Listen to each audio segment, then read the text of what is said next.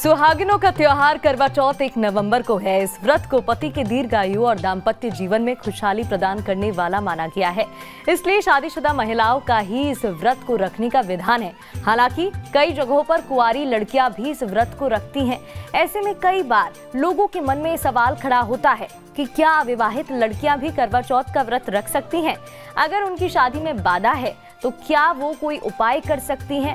सिर्फ अविवाहित ही नहीं, जो शादीशुदा महिलाएं हैं उनके मन में भी कई तरह के तमाम सवाल उठते हैं, जो आज हम आपको हर सवाल का जवाब देने वाले हैं, हर जवाब बताने वाले हैं, साथ ही उपाय भी बताएंगे। तो जुड़े रहिए हमारे साथ और मिलिए हमारे खास मेहमान से। हमारे साथ ज्योतिष आचार्य संजीव अग्निहोत्री जी जुड़ गए हैं। इन तमाम सवालों पर उनसे जवाब लेने वाले हैं। संजीव जी, सबसे पहले आपका बहुत बहुत स्वागत है। धन्यवाद। देखिए, करवा चौथ का ये त्योहार है, ऐसे में पत्नियां अपने पति की लंबी आयु के लिए त्योहार रखती हैं और बड़े धूमधाम से खुशी के साथ इस त्योहार को मनाया जाता है। सबसे पहले तो मैं जानना चाहूंगी, क्योंकि कई नियम हैं, लेकिन लोगों को यही नहीं पता होता है कि किस नियम के साथ, किस विधि विधान के साथ इस त्योहार को मनाया जाए। गर्भवती महिलाएं भी पूजा करती हैं, लेकिन वो पूजा इस त्योहार पर कैसे करें? देखिए, इस पर्व को बहुत ही दिव्य पर्व कहा जाता है। ये सौभाग्यवती जो हमारी माताएं बहनें हैं, वो अपने पति की दीर्घायु के लिए इस व्रत को किया करती हैं और ये बड़ा उत्तम व्रत है और ये बड़ा परिश्रम से किया जाने वाला व्रत है। ये जैसे साधारणतया कई बार लोग व्रत करते हैं, बार बार फलाहार कर लेते हैं, लेकिन इस व्रत में फलाहार की तो चले क्या, निर्जल व्रत ये किया जाता है। हमारे देश की परम सम्माननीय हमारी माताएं बहनें इस व्रत को अपने पति पर कोई अलाय बलाय नहीं आए, उनके जीवन में कोई कठिनाई नहीं आए, इसके लिए सुदृढ़ होकर के पवित्र मन से और भगवान का ध्यान करते हुए, चंद्रमा जी का ध्यान करते हुए, गौरी गणेश भगवान का, माँ गौरी और भगवान शिव का, गौरी शंकर भगवान का ध्यान करते हुए अपने पति की लंबी आयु की कामना के लिए इस दिव्य व्रत को करती हैं। इसमें जल भी ग्रहण नहीं किया जाता। जी बिल्कुल, ये भी जरा बताइएगा आचार्य जी, क्योंकि आप बता रहे थे कि निर्जल होकर जल भी नहीं पी सकते हैं, लेकिन आज हम देखते हैं, हालांकि हमारी भारतीय संस्कृति ऐसी है, तपस्या, तप का बेहद महत्व होता है और करवा चौथ का त्योहार शायद इसी का प्रतीक है। कई महिलाएं हैं, कहा जाता है कि अगर सास सरगी में पहली बार जो भी खिला देती हैं, चाहे फिर वो दूध हो, फल हो, तो उसे खा लिया जाता है। इस बात में कितनी सच्चाई है? आपको क्या चाहिए, एक किसी वैदिक विद्वान ब्राह्मण को बुलाए और बुला करके घर में पंचांग पीठ का निर्माण, कलश स्थापन करके विधिवत पूजन, ग्रहों का पूजन करना चाहिए और ग्रहों का पूजन आदि सब कुछ करके तब उस व्रत को प्रारंभ करना चाहिए, क्योंकि पहली बार तो गणेश जी का स्मरण करना ही चाहिए।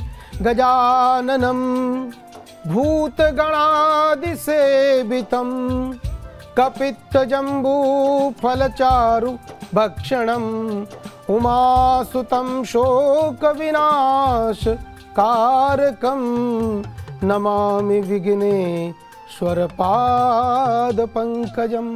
तो विघ्न विनायक भगवान गणेश जी की पूजा से ही कोई भी व्रत, जप, तप, नियम ये सब शुरू होना चाहिए और ब्राह्मण की आज्ञा से, अपने पति, अपने गुरुजनों की, अपने ससुर साहब की आज्ञा से इसको व्रत को प्रारंभ करना चाहिए। तो सबका पूजन करते हुए पुनः पहली बार उस व्रत को धारण करना चाहिए, बड़ी श्रद्धा के साथ, विश्वास के साथ, क्योंकि श्रद्धा से ही सब कुछ हमारे जीवन में प्राप्त होता है। विश्वासम गुरु वाक्येषु स्वस्मिन् दीनत्व भावना। गुरु, पति, सास, ससुर इनकी आज्ञा लेकर ही कुछ करें और ये आज्ञा तो देंगे ही, मना क्यों करेंगे? क्योंकि आप पूजा पाठ कर रहे हो, कोई दूसरा कार्य नहीं कर रहे हो, तो ऐसी आज्ञा लेकर के और उनके वाणी पर विश्वास करते हुए जो स्त्री इस पातिव्रत धर्म का, जो इस सौभाग्य व्रत का जो पालन करती हैं, उनके जीवन में सदैव उन्नति के द्वार खुलते हैं और उन पर 33 करोड़ देवी देवता ऐसे ही प्रसन्न हो जाते हैं। बिल्कुल। आचार्य जी, ये भी बताइएगा, क्योंकि हम बात कर रहे हैं पहली पूजा की, पहली पूजा खास हो जाती है, लेकिन एक सवाल मुझे लगता है हर महिला के मन में आता होगा, हर लड़की के मन में आता होगा, भले वो बोले या ना बोले, और हो सकता है ये सुनने के बाद डांट भी थोड़ी पड़ जाए, लेकिन क्योंकि देखिए करवा चौथ का त्योहार है, भूखे रहना पड़ता है। अगर अंदर से भूख लग रही है, हालांकि पति से प्यार तो सभी करते हैं, देवता समान माना जाता है, पत्नी को देवी समान माना जाता है, लेकिन अंदर से भूख लग रही है, मन विचलित हो रहा है, तो क्या करें? देखो, इसके लिए तो मैं यहाँ क्या बोलूँ, यदि बहुत ज़्यादा जीवन में कठिनाई है, या शरीर बहुत दुर्बल हो गया है, बहुत कठिनाई है, तो पति की आज्ञा लेकर के, यहाँ हमारी आज्ञा भी काम नहीं करेगी, पति की आज्ञा लेकर कुछ ग्रहण कर सकते हैं, जैसे जलपान कर लें या गंगा जल पी लें, ज़्यादा कंठ सूख रहा है तो।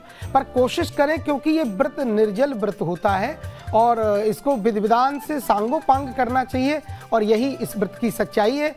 और हाँ, पति की, अपने सास ससुर की आज्ञा जरूर लेना चाहिए। कभी भी किसी भी परिस्थिति में इनकी अवहेलना नहीं करनी चाहिए।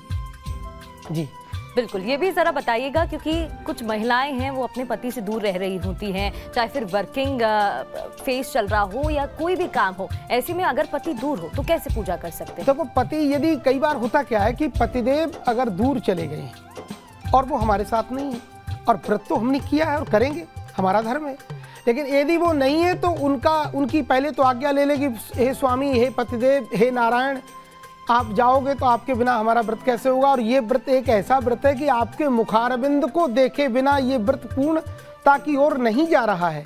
तो इसमें क्या करें, तो वो जरूर आज्ञा देंगे, देवी जी हमें तो काम के लिए, बिजनेस के लिए, व्यापार के लिए या कोई भी कार्य के लिए जाना पड़ेगा, तो आप हमें आज्ञा, तो वो आज्ञा जरूर देंगे।